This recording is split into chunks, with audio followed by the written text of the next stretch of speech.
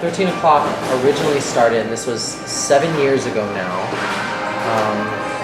with myself, Daniela Benavides, and Jose Rodriguez, who we each went to different high schools. I went to Memorial, she was at Mackay, and he was at Sherryland.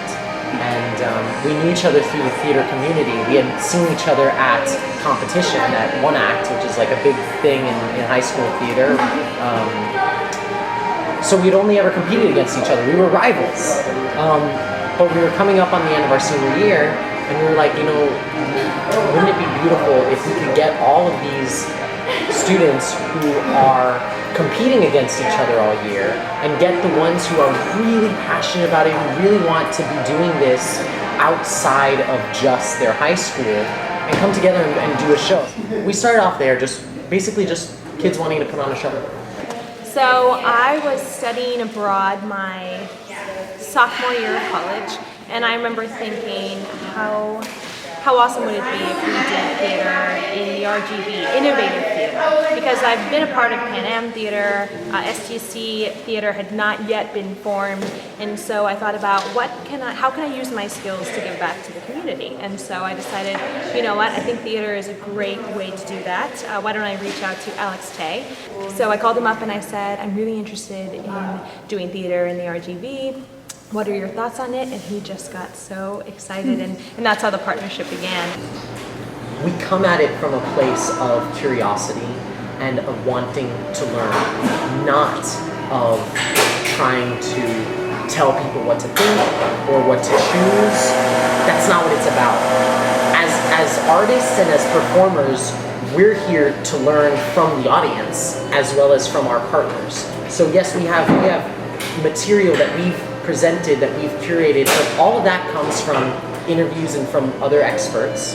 And then the event itself is not about like, okay, now tell us what you learned. It's like, okay, here's the thing, let's talk about it. What do you think about that?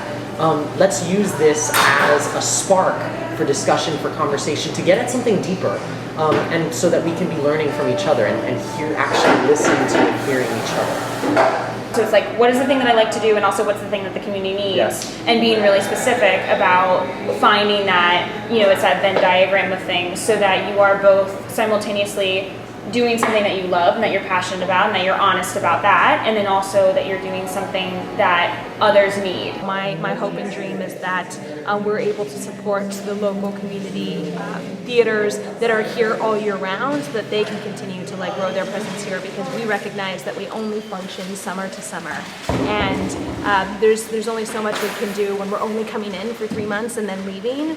So actually we want to sort of leave our presence by letting the organizations here know that we believe in you and we support you, and helping to sort of like solidify those people who want to keep going even though it's hard, and even though money is tight, and even though, you know, it's not so easy to get support for the arts. That's my dream and hope, is that we could just sort of support the ones that continue to go on year round.